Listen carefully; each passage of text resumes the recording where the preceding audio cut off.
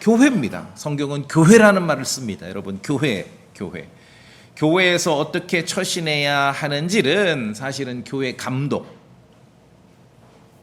목사, 오늘 디모데전서에서 사도 바울이 에베소 교회 감독이었던 디모데에게 썼듯이 교회 감독이 먼저 알아야 합니다. 교회에서 가장 영적으로 성숙하고 성령 충만함이 필요한 사람은 교회의 감독이고 목회자고 설교자입니다.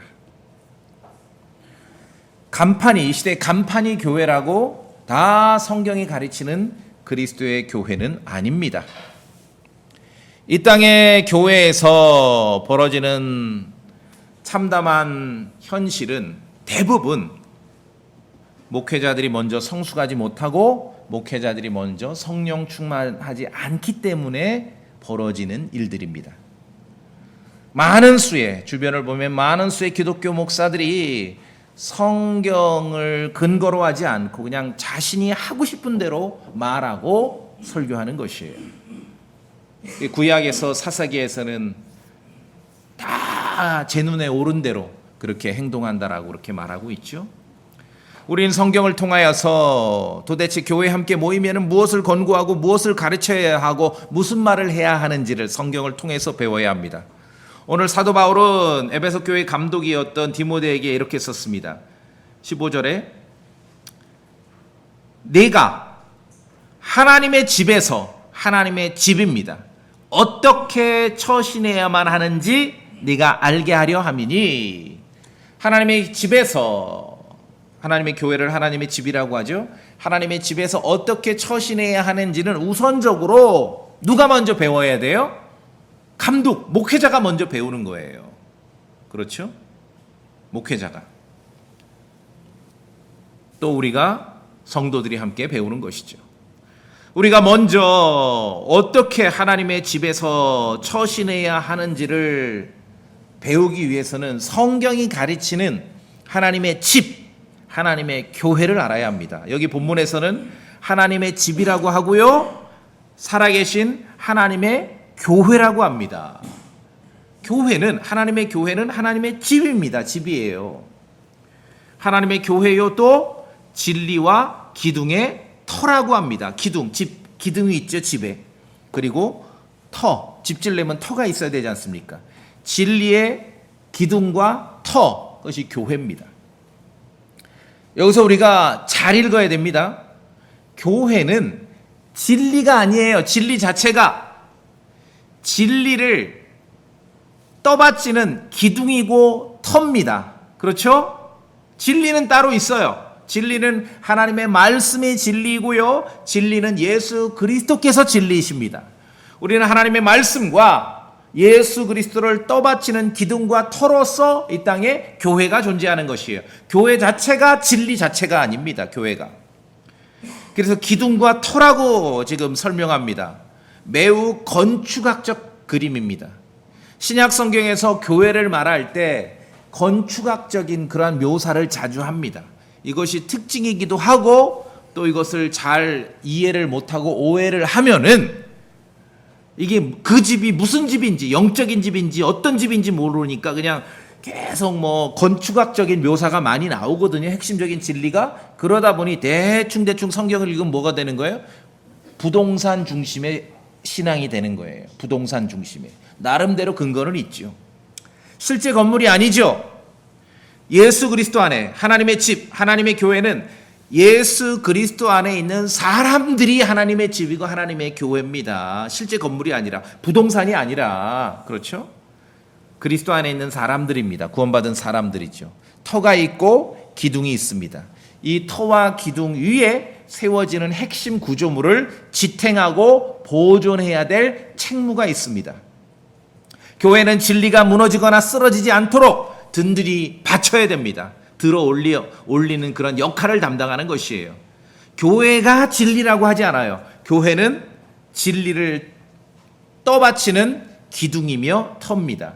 진리는 하나님의 말씀이며 진리는 예수 그리스도예요. 여기까지만 해도 명확하지요. 교회가 중요하긴 하지만 말씀이 더 중요한 거지요. 교회가 중요하긴 하지만 예수 그리스도가 더 중요한 것이에요. 교회의 임무는 하나님의 말씀과 예수 그리스도를 든든히 떠받쳐야 되는 것이에요. 자, 근데 역사에서 보면은 오류가 발생합니다. 로마 카톨릭은 교회 자체를 진리처럼 떠받듭니다. 그래서 교회가 어마어마한 권력과 권위와 파워가 있기 때문에 뭐 교회의 전통이다. 그러면 이제 그걸로 게임 셋이에요. 그래서 교회가 결정하는 것은 절대 기준이 되는 거예요. 그럼 왜 그럴까요? 교회를 진리에 버금간다라고 여기기 때문에 그런 것입니다. 그러니까 교회가 진리에 버금간다고 생각하면은 교회의 대표는 성경보다 더 강력한 권한을 행사하는 것이에요. 성경도 믿는다고 하지만 예를 들어 카톨릭 교회 수장인 교황이 한마디 하는 것이 이 성경과 거의 동급의 파워를 갖는 거죠. 왜? 교회를 진리 그 자체와 동등하게 취급하기 때문에 그렇습니다. 우리는 성경을 통해 분명히 알아야 됩니다. 하나님의 교회가 있고 하나님의 집이라고 말씀합니다. 그런데 하나님의 교회, 하나님의 집은 진리의 기둥과 터입니다. 교회가 떠받쳐야 될 게 있어요. 그건 하나님의 말씀이고 예수 그리스도죠. 하나님의 교회는 하나님의 집입니다.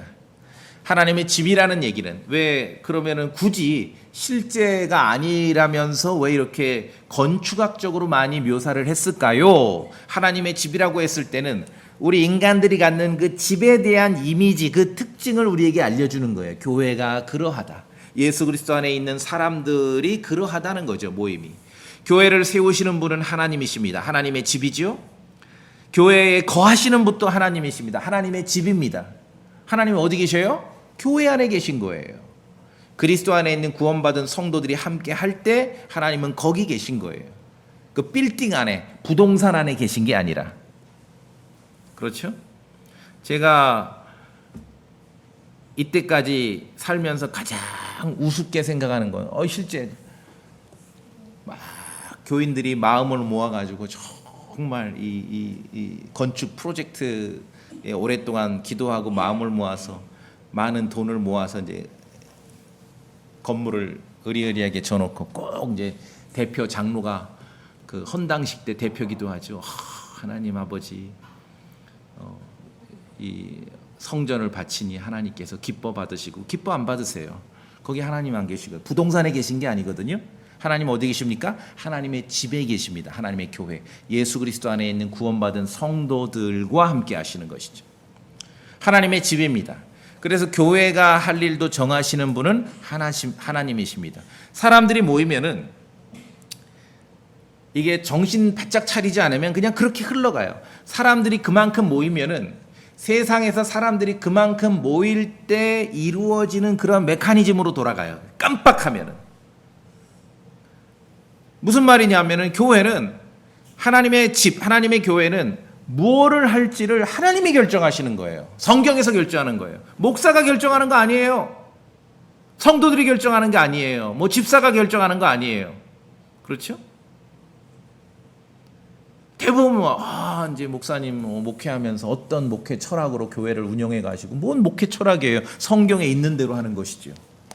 성경에 있는 대로 하는 거예요. 무슨 목회 철학이 왜 필요합니까? 하나님 말씀에 있는 대로 하는 것이죠. 하나님의 집이고 하나님의 교회입니다. 교회가 할 일을 정하시는 분은 하나님이십니다. 하나님이시에요. 그래서 간판이 교회라고 교회가 아니죠. 성경이 가르치는 교회가 아닙니다. 성경이 가르치는 교회, 하나님의 집입니다. 제가 어느 날, 언젠지는 기억은 못하겠어. 어느 날 하나님의 교회가 하나님의 집이다. 이 말씀을 읽으면서 묵상하면서 아주 크게 저에게 다가온 날이 있었어요. 하나님의 집이구나. 굳이 하나님의 교회를 집이라고 표현했을 때는 인간들이 집에 대해서 느끼는 그 느낌, 감성을 그대로 느끼라고 그렇게 표현하셨겠구나. 뭐 부동산 지라고 그렇게 표현하신 게 아니라 그렇게 아주 크게 다가온 날, 저에게 있어서 이 하나님의 집, 교회가 하나님의 집이라는 이 표현의 영적인 이해력이 열린 날이 있었어요. 그래서 저는 그날로 결심했습니다. 교회는, 적어도 내가 참여하는 교회는 집과 같아야 된다. 즐겁고 행복하고 편안함을 추구해야 되겠다. 그렇죠? 교회 오실 때 편안하세요? 예. 내일 교회 가려니까 토요일 저녁부터 벌써 소화가 안 되고 두근두근거리고. 그거 오지 마세요. 그런 신앙생활 하는 거 아니에요. 왜 그런지를 멈추어 고민해 보셔야 돼요. 그렇죠? 목적이 뭔가? 목적이 뭔가? 예수 그리스도의 이름으로 사람이 하고 싶은 일을 결정한 게 아니라, 목사가 하고 싶은 일을 결정하는 교회가 아니라, 적어도 우리가 완전하게 도달하지는 못하고 그 과정에 있다 하더라도 성경이 가르치는 하나님의 집이기 때문에 하나님께서 무엇을 하라고 가르치는 그 교회를 추구한다면 저는 확신합니다. 교회에 참여함이 즐겁고 행복하고 편안한 경험이 될 것입니다. 제가 이전에 그래서 바깥에서 사람들을 만나고 전도하고 이렇게 개신교 다니는 분들을 만날 때 자주 질문을 합니다. 쭉 얘기를 들어보면 한 문장으로 제가 끝내버려요. 교회 가는 거 행복하세요? 교회가 한번 여러분 친구들에게 물어보세요. 교회 가는 거 행복하세요? 그 대부분이 대답이 뭔지 아세요? 행복해서 교회 가는 사람이 어디 있냐고. 가서 이렇게 모자 쓰고 이거 뭐예요? 이거 하고 이거 뭐 그 경광등 들고 이렇게. 여러분 개신교 떠난 지 오래돼서 모르실 수 있는데요. 진짜예요. 큰 교회 장로님들 간부 가시면은 하루 종일 이거 주차 단속하는 거로 임무가 완수하는 거예요. 설교 이런 거 중요하지. 이게 더 중요하거든, 이런 거. 그러니까 하다 보면 이게 행복하겠어요, 맨날? 회사 가서도 이거 하고 친목회 가서도 이거 하고 어떤 세상 모임 가서도 이거 하는데 교회 가서도 이거 하니까 구분이 없어요. 그게 무슨 행복이 있겠습니까? 교회는 하나님의 집입니다. 이 말씀을 제가 강조하는 것은 제가 생각하는 어떤 그 모습대로 하는 거 아니에요. 그렇게 해서는 안 돼요. 성경이 가르치는 대로 하는 것이죠. 하나님의 교회는 하나님의 집입니다. 그래서 성경에서 제가 교회에 대해서 가르치는 바를 우리가 정확하게 알아야 되는데, 제가 볼 때는 교회와 관련해서 성경에서 기록한 구절 중에 여러분 어떠신지 모르겠어요. 제가 볼 때 가장 위대한 구절은 에베소서 5장에 있어요. 에베소 5장 봅시다.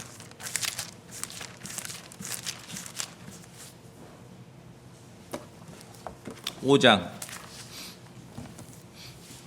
25절. 거기 보면 남편들한테 부담 갖지 마세요. 오늘 남편들에 대한 설교하는 거 아니니까. 에베소 5장 25절 남편들한테 저랑 같이 읽어보겠습니다. 25절. 에베소 5장 25절 시작. 남편들아 너희 아내 사랑하길 그리스도께서 또한 교회를 사랑하사 교회를 위해 자신을 주신 것 같이 하라. 여기서 핵심은 그리스도께서 또한 교회를 사랑하사 교회를 위해서 어떻게 하셨어요? 자신을 주셨어요. 교회에 대해서 기록한 구절 중에 제가 볼 땐 가장 위대한 구절입니다. 많은 사람들이 알아요. 또 막 전도하고 복음 전할 때 알아요. 우리가 말해요. 예수 그리스도께서 당신을 위해 죽으셨다. 당신을 위해 죽으셨다. 그렇죠? 잘 알죠? 그런데 성경에는 그리스도께서 우리를 위해 우리의 죄 때문에 죽으셨다. 맞지요? 진리지요? 복음 전할 때 우리가 인용하지요. 그런데 성경에는 그 내용만 있는 게 아니에요.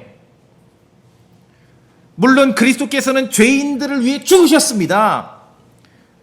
우리의 죄 때문에 죽으셨습니다. 그런데 성경은 그것만 가르치지 않습니다. 오늘 에베소 5장 25절에 뭐라고 가르칩니까? 그리스도께서 교회를 위해서 자신을 주셨다고 하는 거예요. 교회를 위해서도 죽으신 것이에요. 죄인들만을 위해서 죽으신 게 아니라 교회를 위해서도 죽으신 거예요. 에베소 5장 25절에 교회를 위해 자신을 내주셨습니다. 왜 내주셨습니까? 거기에는 목적이 있어요. 교회를 거룩히 구별하시기 위해서, 교회를 정결하게 하시기 위해서, 교회를 영광스러운 교회로 자신 앞에 세우시려고 교회를 위해서 자신을 내주셨습니다. 말씀드렸듯이 제가 볼 때는 교회에 대해서 가르치는 가장 위대한 구절이에요. 많은 사람들이 그리스도께서 죄인을 위해 죽으셨습니다. 우리의 죄 때문에 죽으셨습니다. 그걸 알아요. 근데 성경이 그런 것만 가르치는 게 아니에요. 그리스도께서는 교회를 위해서도 자신을 내주셨습니다. 무슨 말씀이에요? 우리가 생각하는 것처럼, 제가 그래서 강조하는 것은 간판이 교회라고, 그리스도의 교회가 아니라고 계속 말씀드리고 싶은 것은, 성경에서 말하는 교회는요, 처치는요, 인간들이 생각하는 것보다 성경에서 주님이 지금 교회라고 기록하시고 묘사한 것은요, 훨씬 더 고결합니다. 고결해요. 이게 중요해요. 그리스도께서는 죄인들을 위해 죽으셨죠. 그렇게 믿으시죠? 근데 그리스도께서 또 교회를 위해서 자신을 내주셨다는 것이에요. 사도행전 20장도 봅시다. 20장.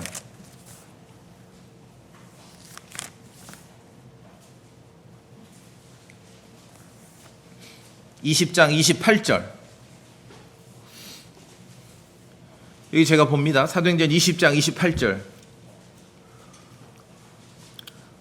밀레도에서 에베소 교회 장로들을 상대로 이렇게 이제 설교합니다. 28절 사도 바울이 제가 읽습니다. 그러므로 너희 자신과 이 에베소 교회의 장로들입니다. 온 양떼에게 주의를 기울이라. 성령님께서 너희를, 에베소 교회 장로들을 그들의 감독자들로 삼으사. 그렇죠? 하나님의 교회, 여기도 하나님의 교회 나옵니다. 곧 하나님의 교회가, 이 하나님의 교회가 어떤 교회냐? 그 교회가 뭐냐 하면은 그분께서, 하나님께서 자신의 피로 사신 교회예요. 하나님의 교회는 하나님께서 자신의 피로 사셨어요. 이 교회를. 여기서 우리가 알 수 있는 게 몇 가지가 있어요. 첫째, 하나님께도 피가 있구나. 그렇죠? 옛날에 서양의 어떤 철학자가 뭐 하나님은 죽었다, 신은 죽었다 하니까 기독교인들이 노발대발했다 그래요. 그건 하나만 알고 둘은 모르죠. 옳다, 진실이다. 신은 죽으셨다. 더군다나 피까지 흘리면서 죽으셨다. 왜 죽으셨어요? 죄인들을 위해서. 십자가에서 죽으셨죠. 맞죠? 그런데 죽은 것으로 끝난 게 아니라 그분이 다시 부활하셨다. 그렇게 복음을 전하면 될 걸 가지고 뭐 신은 죽으셨다 하니 뭐 신성 모독이다 어쩐다. 그렇게 해서 게임이 안 끝나죠. 하나님께 피가 있습니다. 피를 흘려 죽으셨습니다. 오늘 사도행전 2장 20장 28절에서 하나님께서 하나님의 피로 교회를 사셨어요. 사셨다는 말은 누구와 뭐 우리가 뭐 슈퍼마켓 가서 이렇게 매매하는 그런 행위를 생각하시면 안 되고, 하나님께서 하나님의 피로 사셨다는 것은 거저되지 않았다는 거예요. 뭔가 대가가 지불을 됐다는 거지요. 그게 하나님의 피지요.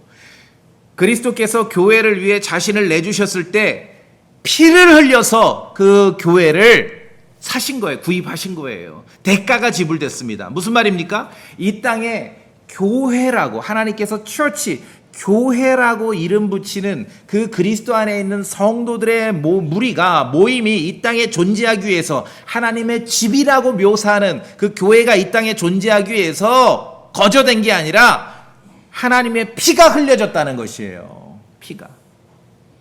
그래서 저는 이 사도행전 20장 28절과 아까 보셨던 에베소 5장 이 두 구절을 통해 볼 때 성경이 가르치는 교회는 인간들이 생각하는 그러한 교회보다 훨씬 고결합니다. 고결해요.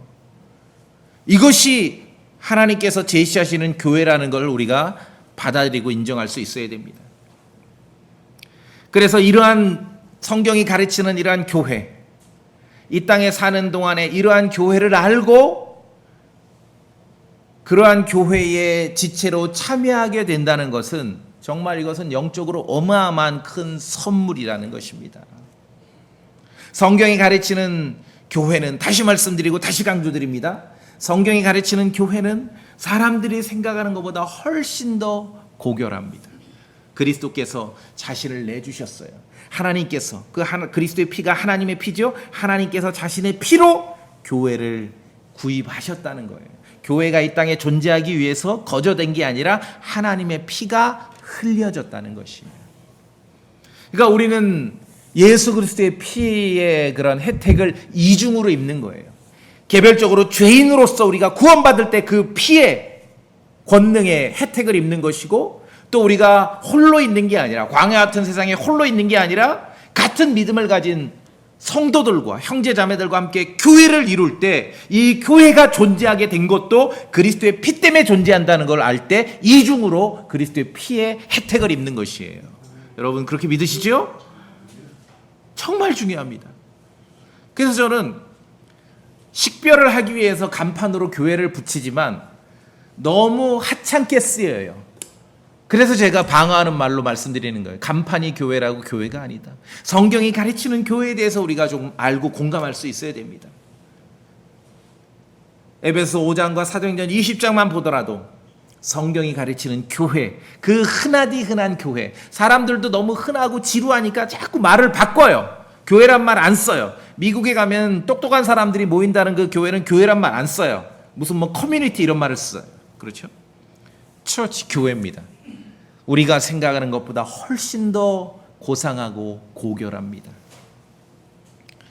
그래서 저는 개인적으로 이런 교회를 제가 알고 킹제임스 성경을 알고 그 교회를 세우고 교회를 돌보는데, 교회는 그리스도 안에 있는 사람들이라고 말씀드렸습니다. 부동산이 아니라 교회를 알고 교회를 세우고 교회를 돌볼 수 있는 기회를 저의 인생 가운데 주어진 것은 전 큰 선물이라고 여깁니다. 선물이라고. 야, 제가 딱 뭐 이것저것 준비하고 확인해 보니까 6월 말에 제가 전주 온 지가 30년이더라고요. 제가 전주에 30년을 살았어요. 이제 전주 사람 다 됐어요. 근데 사투리를 하나도 안 쓰죠?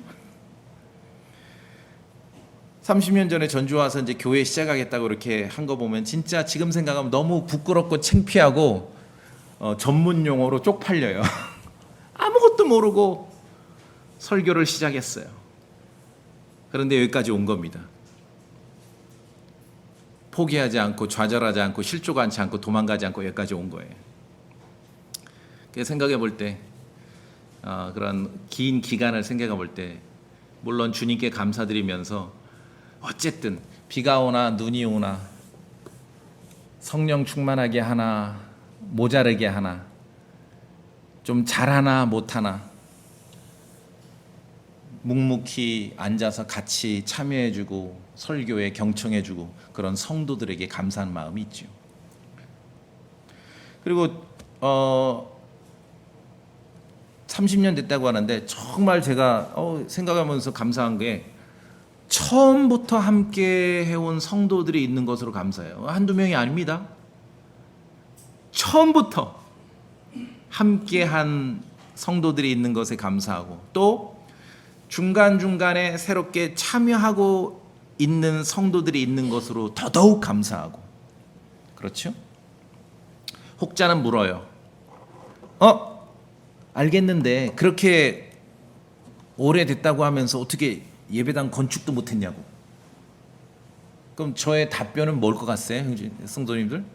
아니 진짜 실제적인 혹자는 물어. 당신 전주 와서 교회 한지 30년 됐다면서 어떻게 아직 예배당 건축도 못했어? 그 말은 가로 열고 그 뭐 별로 그렇게 잘한 거 아니지 않느냐? 저의 답은 뭘 것 같습니까? 제 답은 뭔지 아세요? 혹시 이 가운데서 그런 질문하실 수 있죠. 아니 형제님 목사님 그렇게 오래 목회하고 설교했다면서 우리 왜 건물도 안 졌어요? 어디 뭐. 그래서 예배당 건축도 못했죠. 맞습니다. 그래서 여러분이 지금 킹제임스 성경 읽고 있는 거예요. 저의 지난 삶에 지난 30년 이상의 삶의 절반은 설교자로서의 삶이었습니다. 나머지 절반은 우리말로 킹제임스 성경을 번역하는 일의 조력자로서의 삶이었습니다. 적어도 저는 저 자신에 대해서 잘 말은 안 하지만 이거는 제가 객관적으로 말씀드릴게요. 성도님들에게. 적어도 이 나라에서 성경 구절, 성경 단어 번역을 말할 때 이 단어가 왜 이렇게 번역돼서 그 자리에 있는지 설명할 수 있는 몇 명 중에 제가 포함돼요. 동의하시죠? 예, 그래서 여러분이 킹제임스 성경 읽고 계신 거예요. 그리고 저의 첫 번째 관심사는 영적인 집이 건축되는 것입니다. 제가 좋은 건물에서 좀 더 훨씬 좋은 환경을 갖춘 건물에서 설교하는 것을 싫어해서가 아니라 오해하는 분이 있어. 우리 목사님 그런 걸 싫어하신가? 아니요. 싫어해서가 아니라 저의 우선순위를 거기에다가 두지 않으려고 할 뿐입니다. 강단에서는 목회자로서 맨날 부동산에다 1차 관심을 두면 되겠어요? 아니죠. 싫어해서가 아니라 저의 첫 번째 관심사는 영적인 집의 건축에 있다는 것이죠. 영적인 집에. 그렇죠. 그래서 우리 성도님들이 충분히 공감하시리라고 생각합니다. 자, 성경이 가르치는 교회는 하나님의 집입니다. 그리고 또 성경이 가르치는 교회는요, 그리스도의 몸입니다. 그리스도의 몸이에요. 우리 고린도전서 12장 보실까요? 고린도전서 12장.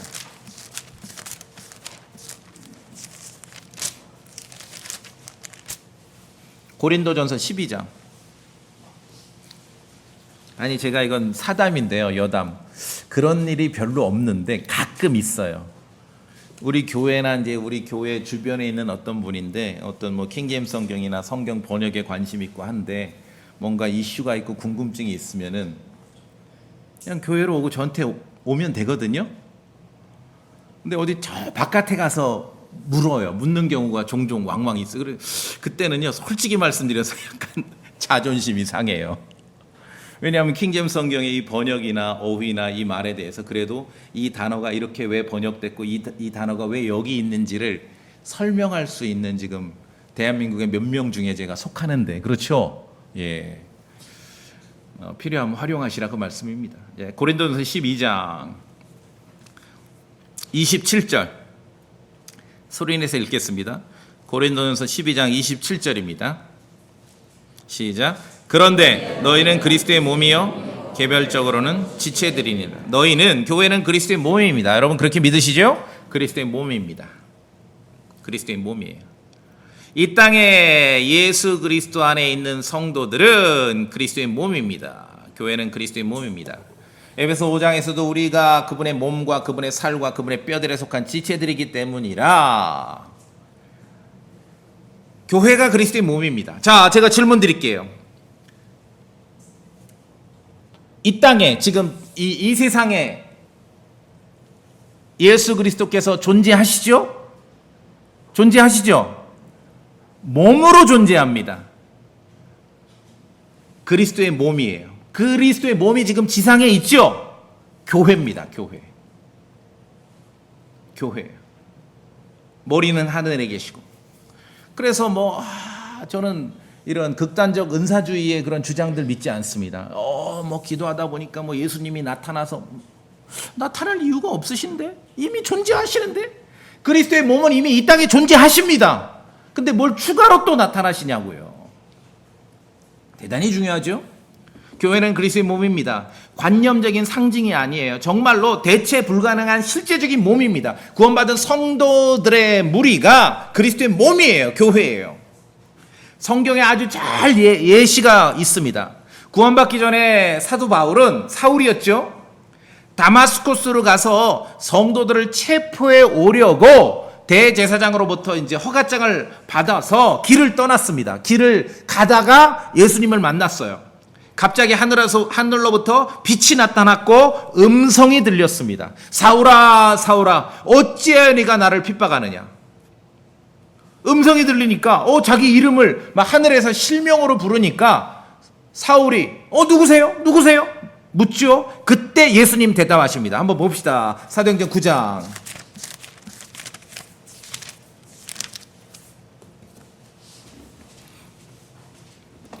4절에 사울아 사울아 어찌하여 네가 나를 핍박하느냐 하심으로 예수님께서 5절에 답변하십니다. 사도행전 9장 5절에 저랑 같이 읽어볼까요? 사도행전 9장 5절입니다. 시작. 그가 이르되 주여 누구시니까 하매 주께서 이르시되 나는 네가 핍박하는 예수라. 가시채 걷어차기가 네게 고상이라 하심으로 네가 핍박하는 예수다. 깜짝 놀라요. 깜짝 놀래요. 사울은 지금 예수님을 직접 핍박한 적이 없어요. 예수님께서는 그런데 대제사장과 사울에게서 핍박받고 있는 성도들, 핍박받고 있는 교회를 자신과 동일시하십니다. 동일시하셔요. 지상에 있는 성도들이 핍박받을 때 예수님께서 자신이 핍박받는 거로 그렇게 인정해 주시는 것이에요. 그리스도의 몸이기 때문에. 자, 다시요. 그러면 그리스도의 몸이 지상에 존재해요? 안 해요? 존재하지요. 근데 별도로 또 나타나야 될 이유가 있습니까? 우리가 길 가다가 돌뿌리만 걷어차도 발가락이 엄청 아프잖아요. 그러면 즉시로 머리로 이 고통이 전달돼서 느끼잖아요. 발가락만 아파도. 지상에 속한 그리스도의 몸의 지체들, 교회의 지체들이 핍박받을 때 예수님께서는 자신이 핍박받는다라고 그렇게 말씀하셨습니다. 그래서 하늘에 계신 예수님께서는 사울에게, 자 여기 9장 5절 다시 보시면은, 나는 네가 핍박하는 예수라, 가시체를 걷어차기가 네게 고생이라. 이 개역성경에 없어요, 이 표현이. 가시체를 걷어차기가 네게 고생이라. 왜 짐승들 이렇게 키울 때 그쪽에선, 저쪽 동네는 그런 것 같아요. 잘 이렇게 길들이고 이제 하려면 뭘 하나 들고 다녀요. 얘가 뒷발질하다가 딱 걸리면은 아파. 가시체 같은 거. 그러니까 네가 지금 예수님 향해서 뒷발질 해봐야 너만 고통스럽다, 그 얘기죠. 가시체를 걷어차기가 네게 고생이라. 이 개역성경에 없습니다. 없어요. 예수님께서는 지상에 있는 교회의 성도들이 사울에게서 핍박받을 때 자신이 핍박받는 거로 그렇게 여기셨습니다. 왜? 교회는 그리스도의 몸이기 때문에 그렇습니다. 이게 굉장히 중요합니다. 그리스도의 몸이 이 땅에 존재합니다. 이미 존재해요. 존재해요. 구원받은 성도들의 교회로 그리스도의 몸이 존재합니다. 추가로 그리스도의 몸이, 그리스도께서 어디 나타나셔야 할 이유가 없어요. 자, 그렇기 때문에 성도님들이 예수 그리스도를 섬긴다고 말하고 예수 그리스도를 사랑한다고 말하면은 이 땅에서 교회를 섬기고 교회를 사랑하는 거예요. 교회를 섬기지 않고 교회를 사랑하지 않고, 교회, 그리스도 안에 있는 성도들을 섬기지 않고 그리스도 안에 있는 성도들을 사랑하지 않으면서 예수 그리스도를 섬기고 사랑한다는 말은 성경적으로 이건 성립이 안 됩니다. 성립이 안 돼요. 예수 그리스도를 믿고 신앙생활을 한다면 그리스도의 몸, 그리스도의 몸에 속한 지체들과 함께 할 수밖에 없는 것입니다. 그리스도의 몸이 지금 지상에 존재하지 않습니까? 자, 요한일서 봅시다. 요한일서 4장.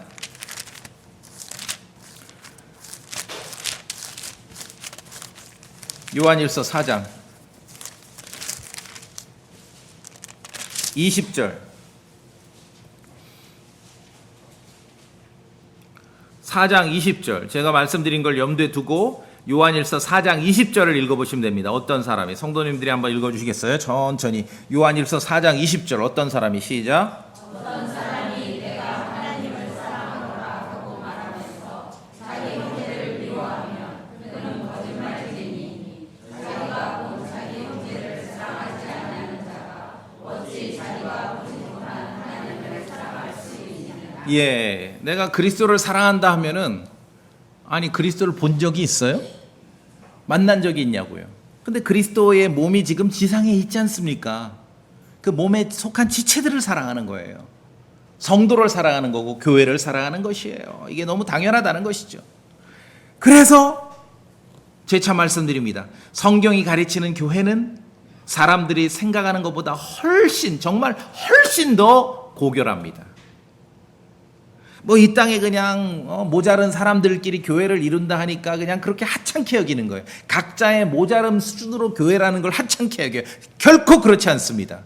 그리스도께서 교회를 사랑하셔서 교회를 위해서 자신을 내주셨습니다. 하나님의 피가, 교회가 존재하기 위해서 하나님의 피가 흘려졌다는 것입니다. 그래서 우리가 교회라고 했을 때, 그리스도의 교회라고 했을 때, 처치 교회라고 했을 때는 당연히, 그래서 성경 기록, 진리인 성경 기록대로 해야 그 진리를 떠받치고 있는 교회로서, 하나님의 집으로서의 그 임무를 다하는 거죠. 교회 자체가 진리가 아니죠. 교회는 진리를 떠받치는 기둥과 터라고 말씀드렸어요. 그러면 뭐대로 해야 돼요? 성경 기록대로 하는 거예요. 예수님도 진리라면서요. 그럼 예수님 뭐 음성 들린다, 이건 다 각자기 때문에 이건 말할 수 없어. 그러면 기록된 성경 기록대로 하는, 주어진 성경 기록, 이거는 다 표준이지 않습니까? 고정됐지 않습니까? 교회가 떠받치고 있는 진리에 따라야 되는 것이. 그래서 제가 이제 전주 온 지 30년 됐다고 했는데요. 저에게 이제 우리가 함께 교회를 하다 보니까 때로는 뭐 경험이 저보다 많은 분들도 있잖아요. 저에게 이건 좀 이해를 하시라고 제가 말씀드려요. 저에게 교회에 대해서 뭐 목회에 대해서 보니까 형제님 저 교회에서는 이렇게 하고 딴 교회에서는 저렇게 하고 그래 우리도 한번 이렇게 저렇게 해봅시다라는 말이 미안하지만 저에게는 하나도 감흥이 되질 않아요. 죄송합니다. 어쩔 수 없어요. 그렇죠? 그럼 저를 설득하려면 어떻게 되겠어요? 우리가 떠받치고 있는 진리 하나님의 말씀에 형제님 나도 몰랐는데 이제 와서 보니까 하나님 말씀에 이렇게 돼 있습니다. 우리도 하나님 말씀에 있는 대로 해야 되지 않겠습니까? 그럼 받아들이지요. 받아들여요. 공감이 된다면은 성경이 그러하다면은 즉석에서 받아들입니다. 즉석에서. 그래서 그리스도의 교회는 절대로요 사람의 생각대로 가는 거 아니에요. 제가 말씀드렸잖아요. 약간 극단적 표현으로 말씀드렸잖아요. 소망침례교회는 제가 목회를 하지만 나라는 사람의 개인적인 기준에도 안 맞아요. 나보고 교회를 하라 그러면 이렇게 안 해요. 그렇죠? 그럼 뭐예요? 인간의 생각대로 하는 게 아니에요. 교회는 하나님의 말씀대로 하는 거죠. 하나님 말씀대로. 그게 중요해요. 그래서 제가 예전에 말씀드린 적이 있나요? 손님인데 잊혀지질 않아요. 그 에피소드가 손님이에요. 손님. 중간쯤에 오셔가지고 끝나고 이렇게 손님이 응대를 하니까 저한테 물어요. 목사님은 교회 이렇게 목회하시면서 목회 철학과 목회 비전이 뭐예요? 그래서 처음 들어보는 질문이에요. 제가 어떻게 했을 것 같아요? 눈만 껌뻑껌뻑거리죠. 이걸 어떻게 답변을 해야 되나? 그때만 해도 정확하게 깊이 생각해 본 적이 없는데요. 그랬더니 이상하게 보시더라고요. 그러면서 생각하고 묵상하고 기도했습니다. 나의 목회 철학과 목회 비전이 있어야 되는가? 아니에요. 제가 할 일은 예를 들어 진리에 대해서 복음에 대해서 얘기하고 교회에 대해서 말할 때 성경은 이렇게 기록하고 이렇게 가르치고 있습니다. 그 말을 하는 게 저의 임무지요. 그렇죠? 그 말을 하는 게. 자, 그래서 그리스도의 복음을 믿고 여러분 다 그리스도의 복음을 믿고 예수 그리스도를 믿고 구원 받으셨죠? 그리고 킹제임스 성경을 알았습니다. 더더군다나 정말 우연한 기회로 킹제임스 성경을 알았고 바르게 나눠서 건전한 교리를 배우고 그리고 광야 같은 세상 악한 세상에 홀로 있지 아니하고 같은 믿음의 형제 자매들로 함께 교회를 이룬다는 이 사실은 정말 우리가 그리스도인으로서 크리스찬 인생의 큰 선물입니다. 대단한 선물이에요. 대단한 선물이에요. 감사할 수 있어야 됩니다. 대단한 선물이에요. 아까 말씀드린 대로 처음부터 교회에 앞서 참여한 사람에게도 고마워해야 되고 기초를 놨으니까 또 나중에 중간중간 참여한 사람에게도 고마워해야 됩니다. 왜냐하면 30년 동안 같은 판만 있으면 얼마나 지루하겠습니까? 중간중간 신선함을 느끼게 하니 너무너무 감사하고 고마우고 또 하나 여러 가지 사정이 있어서 자주 못 나올 수 있어요. 예배 시간에. 어떻습니까 성도님들? 자주 못 나오더라도 어쩌다 가끔 왔는데도 언제나 늘 이 자리에서 교회를 지키고 있는 성도들이 있는 것에 여러분 고마운 마음을 가져본 적이 있으십니까? 그렇죠? 내가 참여 못하더라도 언제나 늘 이 자리에서 교회를 지키는 성도들이 있다는 것이에요. 고마운 마음을 가져야죠. 왜? 말씀에 읽었잖아요. 예수 그리스도께 감사하고 고마워할 줄 아는 성도라면은 다른 사람 성도에게도 고마워할 줄 알아야 돼요. 나는 오로지 주님께만 감사합니다. 그런 사람 상대하지 마세요. 제가 볼 땐 그건 마귀예요. 마귀. 성경에 나오잖아. 요한일서 4장에 보이지 않는 주님 하나님 섬긴다 하면서 눈에 보이는 형제도 미워하면 그게 뭐냐고. 정말 우리가 말로 예수님께 고마워를 할 줄 안다면은 곁에 있는 함께 교회를 이루는 몸의 지체들 다른 성도에게도 고마워를 할 줄 알게 되는 거예요.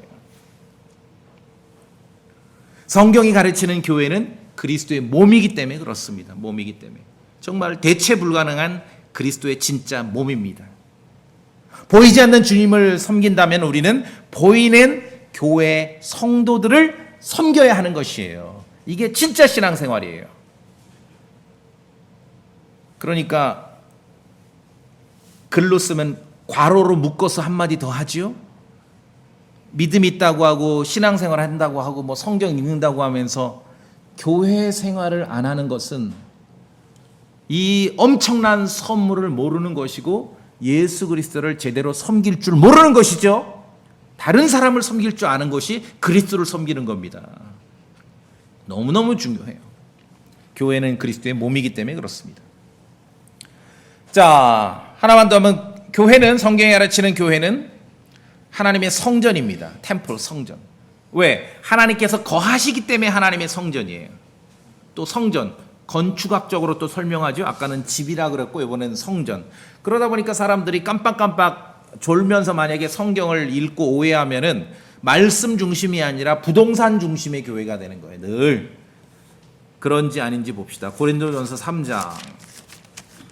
고린도전서 3장 16절. 고린도전서 3장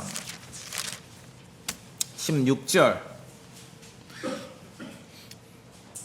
자, 16절 17절 저랑 같이 읽어보겠습니다. 고린도전서 3장 16절 17절 저랑 같이 읽어보겠습니다. 고린도전서 3장 16절 17절 시작. 너희가 하나님의 성전인 것과 하나님의 영께서 너희 안에 거하시는 것을 너희가 알지 못하느냐. 누구든지 하나님의 성전을 더럽히면 하나님께서 그를 멸하시리니 이는 하나님의 성전이 거룩하며 너희가 그 성전이기 때문이라. 이 문맥을 오해하는 분들이 너무 많아요. 이 지금 너희가 하나님의 성전인 것은 어떤 성도 개별적인 그런 몸을 말하는 게 아니에요. 무슨 뭐 자기 뭐 몸 관리, 건강 관리 잘해라 그 말이 아니라 교회를 말하는 거예요. 교회 성도들을, 그리스도 안에 있는 성도들의 교회를 말해요. 교회를 성경에서는 하나님의 성전이라고 묘사하는 거예요. 성전이라고. 그렇죠? 9절에서 하나님의 농사고 하나님의 건물이라고 그렇게 표현하고 있습니다. 이 건물, 이 성전의 기초는 예수 그리스도시에요. 다른 기초를 놓을 수 없습니다. 다른 기초를.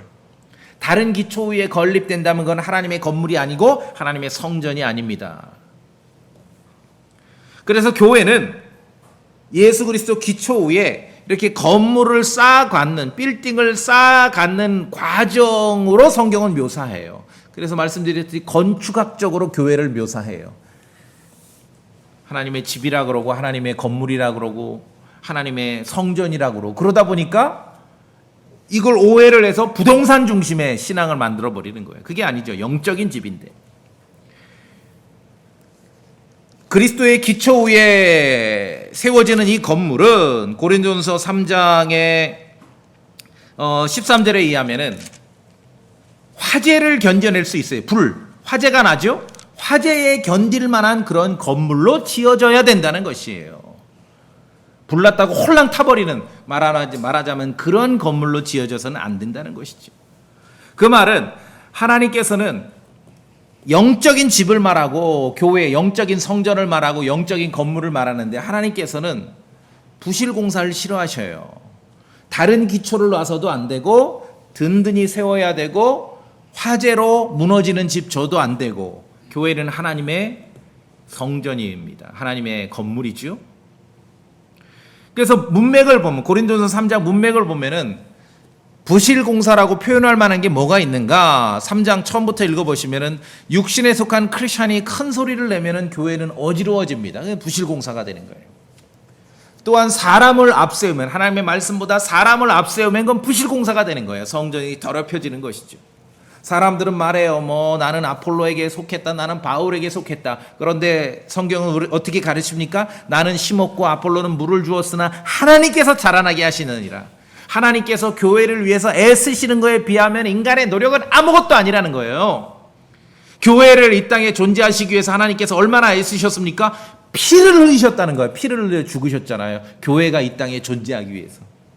그러니 우리가 그냥 간판 걸고 이렇게 교회 쓰는 것이 성경이 가르치는 교회라는 말과 비하자면 얼마나 하찮습니까? 인간의 개념이. 우리가 생각하는 것보다도 성경에서 가르치는 교회는 훨씬 더 고결합니다. 그리스도께서 교회를 위해서, 죄인들을 위해서 죽으셨듯이 교회를 위해서 그리스도께서 죽으신 것이에요. 우리는 예수 그리스도의 피를 이중으로 혜택을 입은 것입니다. 그래서 하나님의 성전을 더럽히면 누구든지 멸하신다고 고린도전서 3장 16절에 말씀하고 있는 거예요. 너희가 하나님의 성전인 것, 너희가 이 교회가 하나님의 성전이다. 왜? 하나님의 피값으로 존재하기 때문에 하나님의 성전인 것과, 그렇죠? 하나님의 영께서 너희 안에 거하시는 걸 알지 못하느냐? 그래서 17절에 누구든지 하나님의 성전을 더럽히면 하나님께서 그를 멸하신다는 거예요. 멸하신다. 더럽힌다는 것은 그러니까 예배당 예전에 그런 설교 들었어요. 더럽히면 안 됩니다. 집사님들, 권사님들 일찍 나오셔서 예배당 청소하시고 그렇게 설교하는 걸 실제 들었어요. 어마어마하죠, 정말. 하나님의 성전이라고 이렇게 묘사하고 은유로 상징으로 말했기 때문에 그 성전을 더럽힌다는 거죠. 하나님의 정하신 그러한 뜻대로 가지 않게 만드는 온갖 것들, 아까 말씀드렸잖아요. 그렇죠? 말씀보다 사람을 앞세우고 육신에 속한 크리스찬이 큰 소리를 내고 그러면 하나님의 성전이 더럽혀지는 것이죠. 여기서 성전은 교회를 말합니다. 크리스찬 개개인, 개인 위생 신경 써라 그 말이 아니에요. 예배당 청소 잘하자 그 말이 아니에요. 하나님께서는 이 건축학적으로 교회를 설명하십니다. 그 말은 인간이 알 수 있도록 묘사하시는 거죠. 부실공사 하나님은 싫어하셔요. 하나님께서 그를 멸하시리라. 성도님들, 멸한다는 게 꼭 죽는다 그런 말 아니에요. 오해하지 마세요. 다양한 의미가 있어요. 반드시 죽음을 의미하지 않습니다. 말이 나왔으니까 한 구절 봅시다. 디모데전서 1장. 디모데전서 1장 20절 제가 봅니다. 믿음에 관해서 파선한 사람들, 디모데전서 1장 20절, 그들 가운데 후메네오와 알렉산더가 있느니라. 내가 그들을 사탄에게 넘겨주었으니. 와, 여러분 어떻게 생각하세요? 사탄에게 넘겨준다 그러면 끝장난 것 같죠? 근데 보세요, 이것은 그들이 가르침을 받아 신성 모독하지 못하게 하려 함이니라. 사탄에 내어줬는데 배우게 하기 위한 목적이에요. 그러면 죽는다는 얘기예요? 안 죽는다는 얘기죠? 안 죽죠. 그래서 사탄에게 내어준다 그러면은 노발대발 할 거 아니에요. 거품 물고. 근데 꼭 죽는다, 저주한다 그런 뜻이 아니에요. 구약에서 욥을 생각해 보세요. 사탄에게 내어줬죠? 죽었어요, 안 죽었어요? 아니에요. 다양한 그러한 형태가 있을 수 있는 거예요. 그러니까 후메네오 알렉산더가 믿음에 관해서 파선했는데 사탄에 내어줘. 근데 그 목적으로 그들이 그냥 파선했기 때문에 죽으라 그 뜻이 아니라 그렇게 해서라도 배워야 된다. 영적으로 깨우침을 얻게 하기 위한 목적이라는 거죠. 그러니까 멸하신다. 여기 성전을 더럽히면 멸하신다. 그러면 와, 교회 함부로 대하고 성전 함부로 대하면 죽이신다. 그런 뜻 아니지요. 뭔가 배울 수 있는 그런 환경에 처해지게 된다는 거죠. 왜? 사람들은 교회를 생각보다 성경이 가르치는 수준보다 교회를 약간 너무 가볍게 여기고 하찮게 여기죠. 우리가 생각하는 것보다 교회는 고결합니다. 그렇죠? 어떤 사람이 구원받았어요? 다른 성도와 함께 교회를 이루지 않아요. 교회 생활 안 해요? 신앙생활 없는 거예요. 아예 없는 거예요. 성경에서는 그러한 신앙생활을 말한 적이 없습니다. 그럼 어떤 사람이 다닐 교회가 없어서 저한테 물어보세요. 만약에 소망침례교회 없으면은 다음 주에 제가 어떻게 하겠는가? 광주나 대전으로 가겠죠. 좀. 대전에도 없어. 그럼 서울로 가야죠. 서울에도 없어. 그럼 도쿄로도 가야죠. 그렇죠? 정말 이 핵심에서 놓치지 않아야 됩니다. 벗어나지 않아야 됩니다. 지난 오랜 세월 제가 목회하고 설교하면서 성경이 표현하는 것을 예를 들자면은 하나님의 성전을 더럽힌다라고 보여지거나 그리스도께서 자신을 내주신 교회를 성경이 가르치는 것보다 약간 너무 가볍게 여기고 하찮게 여기는 그러한 크리스천들도 많이 받습니다. 그런데 결과적으로 쭉 한번 모니터링해 보면 결과적으로 그러한 분들이 진리 안에서 성령 충만하게 살아가고 있다는 소식은 좀처럼 듣기 어렵습니다. 왜? 하나님께서 멸하시는 거죠. 깨우쳐야 될 환경에서 배워야 되는데 그게 잘 안 되나 봐요. 대부분은 하나님의 피로 존재하게 된 이 땅에 교회와 함께하지 않으면서 서서히 영적으로 소멸돼 가는 것입니다. 그게 이제 고린도전서 3장 17절 말씀이죠. 성도님들, 교회는 하나님의 집입니다. 교회는 그리스도의 몸이고요. 교회는 하나님의 성전입니다. 교회는 진리가 아니라 진리를 떠받치는 기둥과 터입니다. 그리스도께서 교회를 위해서 자신을 내주셨습니다. 이 땅에 교회가 존재하기 위해서 하나님의 피가 흘려졌다는 것이, 성경이 가르치는 교회는 사람들이 생각하는 것보다 훨씬 더 귀합니다. 고결합니다. 우리가 구원받고 보존된 킹제임스 성경을 가지고 있지요. 거기에 더하여 다른 성도들과 함께 교회를 이루어 신앙생활함이 우리가 영적으로 받은 큰 선물임을 기억하시기 바랍니다. 여러분이 분주한 일이 있어서 자주 못 오고 어쩌다 오더라도 늘 그 자리를 지키고 있는 다른 성도들이 있는 그 사실로 감사하시기 바랍니다. 그리스도를 사랑하고 그리스도를 섬기십니까? 반드시 눈에 보이는 교회를 섬기고 교회를 사랑함이 그리스도를 섬기고 사랑함입니다. 우리가 교회에서 어떻게 처신해야 되는지는 각자의 생각이 아니라 성경 기록을 통해 배우고 또 실행해야 하는 것입니다. 우리 성도님들 다 같이 기도하시겠습니다.